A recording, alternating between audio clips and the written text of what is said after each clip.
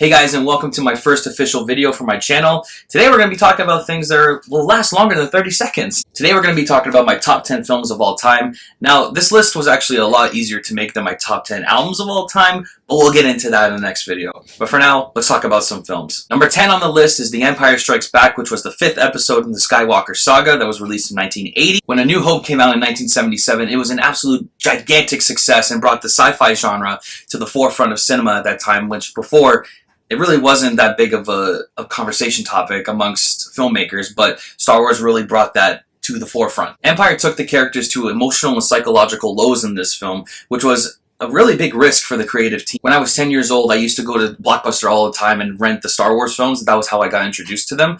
But I would always go back and re-rent and re-watch The Empire Strikes Back because it was just so much better in every way possible. This film improved on A New Hope in many ways. The first one dealt with the heroes overcoming evil, but in this one, evil prevails for a good chunk of this film. The script is almost completely flipped on the heroes of this film, and as an audience, it's nerve-wracking for us to see how they're going to figure out ways to get out of these situations. From a technical standpoint, The Empire Strikes Back is visually incredible. The cinematography is jaw-dropping, the shots are filled with so much depth and meaning to them, and the direction is very pristine, and the performances are excellent as well. This is without a doubt the best film in the Star Wars series, which is unfortunate because I think the subsequent films don't even come close to the genius of this film. The next film we're going to talk about is Lord of the Rings: The Return of the King.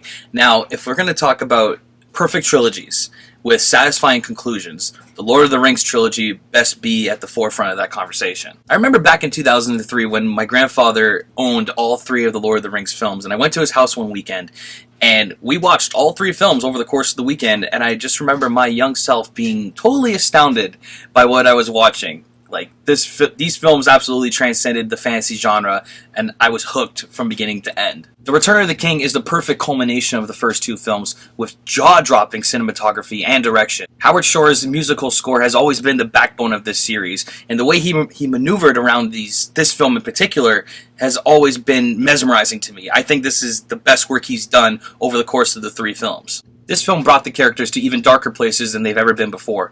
A few examples are Frodo struggling to maintain the weight of the ring around his neck as he continues along his journey, and also Aragorn struggling to fulfill his destiny as king. To this day, there are only a select few films that are as satisfying as Return of the King. It wrapped everything up beautifully, and it solidified the Lord of the Rings trilogy as one of the best of all time. The next film we're going to talk about is Toy Story 2. Now, Toy Story 2 is the film that I still firmly believe is better than the original, even to this day. While the first film was the beginning of Buzz and Woody's relationship, this film explored that relationship even more so by challenging it and having these characters make decisions that could very well have dire consequences. And that, to me, is the main theme of this movie, how important a relationship is, even when other people are involved. When this film came out in 1999, I remember watching this movie in theaters and being absolutely terrified by the nightmare scene when Woody is being pulled down in the garbage bin and Andy abandons him and says, "Goodbye, Woody."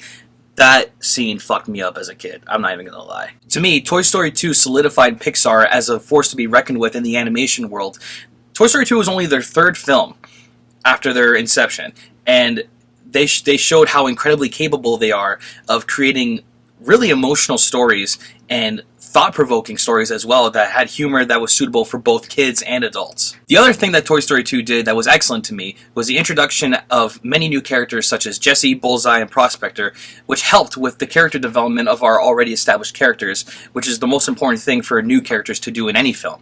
This film ranks amongst one of the best animated films of all time and still remains the best film in this series. The next film on the list is Scarface. Now, this film may not be the best in terms of the technical level or even a story level, but goddamn, it is such a guilty pleasure of a movie. This was the film that was watched every week of the summer when I used to go away to the cottage every summer when I was growing up, and to this day my uncle and I still quote a lot of lines from this movie.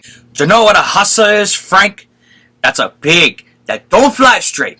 Neither do you, Frank. This film features the most iconic Al Pacino performance, if not the most memorable. The way he portrays the ups and downs of one man's ambition was always really riveting to me. This film also has a top 5 finale for me. The final shootout sequence in this film is incredible, and it really displayed brilliantly the downfall of a man who's too wrapped up in his successes. Some of the complaints for this film when it was first released was that there was too much profanity, too much drug use and too much violence, which to me baffles me, because if these people were complaining about that, they would never get through a Tarantino film. Ever. Despite all those complaints, this is still a damn good movie that still holds up today, especially in pop culture, and it remains one of my favorite Al Pacino performances. Next film on the list is The Lion King.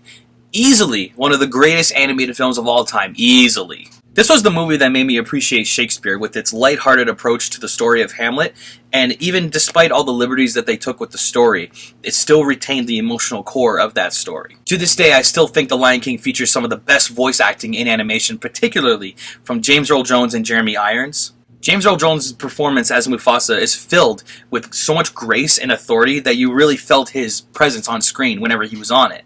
While Jeremy Irons brought a charisma to Scar that really fleshed him out as a character and made him one of the most memorable Disney villains. And of course, the music in this film is undeniably timeless. The score from Hans Zimmer is still one of his best, and the songs that were written by Elton John and Tim Rice still rank amongst the best Disney soundtracks ever. The Lion King is a masterpiece that has withstood the test of time, and I think will continue to withstand the test of time, even if it had a god-awful remake last year, but whatever. The next one we're going to talk about is Rocky, and this is the one that shot Sylvester Stallone up into stardom. This was his writing debut, and Rocky is a classic in the sports genre. Rocky is the ultimate underdog story, a gritty and realistic portrayal of a down-on-his-luck man who's given the opportunity of a lifetime and how he deals with it. Realistic is probably a word I'm going to overuse in this analysis of the film, but this film was really a portrayal of Sylvester Stallone's life at that point, just barely skating by life, not making much money, but of ultimately getting an opportunity to really make life better for himself. The director understood the vision that Stallone crafted for this film, and all the actors in particular gave really compelling performances that helped boost this film up in every way. Carl Weathers is severely underrated as Apollo Creed. Many people would label him the villain of this film, but just because someone is the polar opposite of our main character doesn't mean he's the villain. I think he gave one of the most uplifting performances in this film, and he was among one of the many bright spots in the film and the subsequent ones. But of all the actors in this film and the other ones, it's Burgess Meredith that stole the show in every scene that he was in. You can tell that he cared for Rocky and his struggles, but he had to maintain that tough love for him so that Rocky can learn properly about the sport, and he without a doubt gave the best performance in this film. In terms of the final fight scene, I don't think it holds up quite as well as the sequels, but I think the whole point of this final fight was to show that Rocky didn't really care about the outcome of this fight, but all he really cared about was getting the love that he felt he deserved from the woman that he ended up falling in love with, and I think that's the most touching part of the ending. Rocky set a standard for sports films and is easily the best in this series. The next film we're going to talk about is The Departed. Now, this may be an unpopular choice given the director, but this is my favorite Martin Scorsese film. Scorsese has made a masterpiece in every single decade of his career thus far, and The Departed was his masterpiece of the 2000s. This film displayed so brilliantly that Scorsese still had the chops to not only make an excellent gangster film, but tell an excellent story as well. Leonardo DiCaprio gives a very understated performance in this film as a man who's literally caught in the middle between right and wrong. And you could just tell that throughout the entire film he's just on edge, like at any moment he's just going to snap. Jack Nicholson gave one of the best performances of his career in this film. How Mark Wahlberg got the nomination for Best Supporting Actor and not him is whatever, but I digress. I think that time will tell if The Departed will reach the classic status of films like Goodfellas, Raging Bull, etc. But for me, this was the film that made me fall in love with Martin Scorsese as a storyteller and solidified him as one of my favorite directors ever. Next one we're going to talk about is Inception. Now, Inception blew my mind in 2010. I thought that Christopher Nolan could not top The Dark Knight, but somehow he did it in spades. This movie is as visually breathtaking as it is thought-provoking. Some people have complained that the film is too confusing at times, but for me, I think that if you're paying attention from beginning to end, you'll find that the story is much more fluid than it seems right off the bat, and at the end of it, it really does make a lot more sense. My jaw still drops thinking about the visual effects in this film. The scene where the city folds on itself, or the hallway fight sequence with Joseph Gordon-Levitt, those scenes just prove to me that Christopher Nolan has a talent for creating these impeccable fight sequences and visual sequences that still hold up to this day. I think my biggest gripe with Inception is more of a retrospective one. It appears to me that after Inception, with the exception of The Dark Knight Rises, Christopher Nolan had a more style over substance approach to his films, meaning that it looked like he just tried to create a big spectacle